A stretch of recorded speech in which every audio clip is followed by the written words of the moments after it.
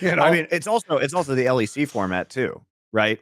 Now I love it. Yeah. now the LEC format also plays very nicely into MSI. We're going to get an entire new, basically tournament to go through for LEC, and nobody cares about LCS, so it doesn't matter. So, oh, great. by the way, let me think. I'm pretty sure that Upset actually joined Vitality during the last Best Damn League show. So I think we addressed that at the end of that. But what are your thoughts on this move, by the way? We talked about it in the last SI because it was rumored at the time, fair enough. right beforehand. But we obviously knew it was happening because everybody behind the scenes knew it was happening. Really exciting. I think, but again, you say this about Vitality every time. It's like we get excited for a Vitality roster, and then it just ends up being really underwhelming. This year, which is also totally on. To be fair, that is absolutely on point branding, though, Monty. If your team's going to be called Vitality, then every split you should have new life seeping through, and everyone's like, "Oh, the potential for growth here, where it could go," and then it just withers on the vine, doesn't it? And at the end, it's like it's just done, isn't it? I like really when Jesus want them to went around killing those fig trees. What was he doing that for? Right? Come on. I really want this to be successful because I want Vitality as an org to be rewarded for all of the big swings that they are taking. I respect the fact that they are truly trying to be the best that they can be, and all of the roster moves they make sense. They make sense. And surely the team has to be good this time. Photon, what turned out to be an excellent pickup for them. Bo's been good when he hasn't had to, giga carry this team on picks that don't make sense because their bot lane's performing so badly.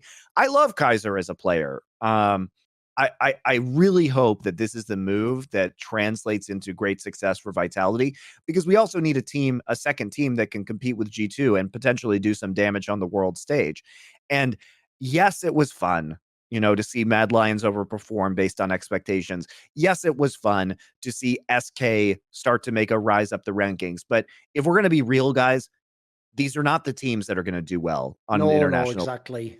Like, Vitality with this roster does have that opportunity. Yes. Maybe in the future, as some of these players improve on SK, or perhaps, rising star players like Exakick go to better teams. But ultimately, you want some really top-end veteran players to be attending these international events. And so hopefully Vitality gives Europe a really strong 1-2 punch with G2, because I legitimately believe that G2 is one of the top 10 best teams in the world right now. Yeah, I have a similar thought. Like, it's not just the whole angle of, like, I like perks and upset all, which is true. But the other reason why is I actually think it hurts the region of the current, like, parity of G2 way ahead. Mad Lions would never beat G2, by the way. Could play that fucking series a million times. You'd lose every time. So the second's a bit weak. And then SK, who, look, if SK had come second and give G2 a great game, I'd be doing the talk about EDG. Like, wow, maybe this team is a legit team. They couldn't even get past Mad Lions because they've got a bunch of rookies and they're not used to going that far. So logically, like you say, if you look into MSI, the dream is G2 goes, obviously, but then that Vitality turns out to be really good, and we send two really strong teams, and then now we're not talking about FlyQuest. It's like FlyQuest plus G2 plus up Vitality plus the LPL and LCK. That'll be a banger. That'll be an amazing maybe tournament. C9 as well. Like, C9 is not terrible. At least they have pop-off potential. I'll give them that. So the other thing for me as well with this move, another reason I love it is, even if I take aside the fact that I like consider like upset someone I'm friendly with and like all that jazz and perks, another reason why is people don't know. I'll have to rephrase it, because I think when I've tried this in the past, people didn't get the point. Right? When I go on and on about how like driven Upset is and how he's like a grinder who puts in mad hours of practice and how he has like a mindset of trying to like achieve excellence and aspire to be the best, you don't know how rare that is, guys. That is so fucking rare in Western players. It's why when I do know a person like a Forgiven behind the scenes of what they're like, I get super hyped, and you might think I go too far, because here's the problem. The thing I've always thought was whack about League of Legends is what you just said there, which is domestic results mean someone earns the spot to go international, but you know that they have like half the chance of the other guy. Like, I'll just say this right now. His entire career, I've known Reckless was never going to actually be better than Uzi Eye and Deft and these like monster Viper, Ruler. He's never going to be better than them, not least because his style doesn't allow it. Like, he's playing a style where, spoiler, what were the best ever international runs from Reckless? It's when he had like fucking peak caps and peak expecting. Like, come on, bro. Like, that's just like, you have the godlike playmaker elsewhere in your team. Whereas if you look at someone like Upset,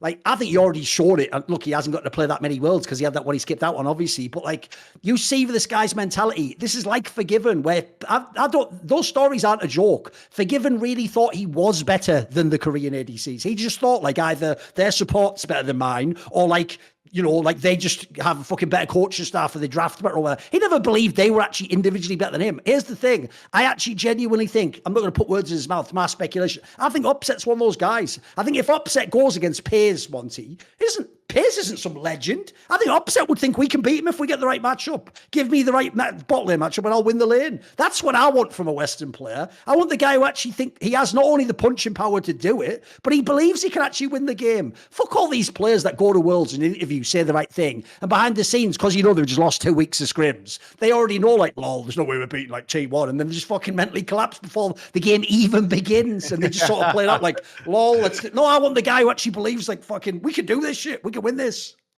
Yeah, I just don't want to see Mad Lions competing internationally again. Like, as good as Niski can be domestically, I'm just saying, like, what are we talking about here? Him going up against Faker and Chovy? Like, please no, please no. I think that when you have other strong mid jungle duos, because that's how Mad Lions has been successful so far this year. When we start talking about what happens with Owner and Faker, or you know, if we get to JDG having Kanavi and Kanavi in the mid lane with Knight, like it really becomes much more difficult to see how Mad Lions is going to be able to win against these top teams. Oh, it's going to get sad. I don't think people know. Especially because, remember, if there's one thing that's not coming out of any of these Asian regions, it's a weak mid laner. There's no weak mid laner that's going to be at MSI. You can fucking book that right now. So unfortunately, as you say, look, by the way, I'll give Niski total credit. In the West, he is one of the best mid laners. He actually had a very good split. He's nowhere near the level of the guys we're talking about. Like, think of the name. Remember, even if like the surprise teams come Monte, so even if shockingly fucking KT made it somehow, BDD's a fucking pretty experienced player who's a world-class mage player. What if Scout made it? Scout would smash fucking Niski right now. What are we talking about? You know what I mean? I mean, the Scout Tarzan combo, I think, would be an absolute nightmare for Mad Lions. But BDD also has really been very good. Another throwback split. Yeah, exactly. Recently, right back in form. He's been really, really good recently. Yeah, I think it's tough. So I would much rather, and people will say, oh, but what about Perks? Perks, you guys are under, first off, Perks has proven himself internationally on multiple occasions previously. And Perks also, at least in summer of last year, was possibly the best player on his roster. And he can certainly level up for one of these international. He also rises to the occasion, doesn't he? Dude, even on the Cloud9 that failed MSI, he still had some games where he just won them the game. Like, he's just a guy who rises to the occasion, yeah. Yeah. Whereas unfortunately, Niski at the moment is the opposite. Niski's the guy who gets to the dance and then sort of trips over and knocks everyone's fucking drink in the punch bowl over, isn't he? That's what he does at the moment, isn't he? He does that even in LEC. He will make an impressive play and then immediately send it right afterwards. And you just can't make those kind of mistakes when you're playing against super good mid laners. You can't give them an opportunity to get back into the game. So I don't know. I think the Vitality is really the hope. And Vitality with this roster, surely this is a team that could be a top 10 team in the world. It's not like the mid-table of LPL and LCK is undefeatable. You know what I mean? Like the top 2 teams are probably very difficult to beat, but I think they can be in the mix with certain like 4th, 5th place LPL and LCK teams. Yes. And by the way, here's the angle that people miss.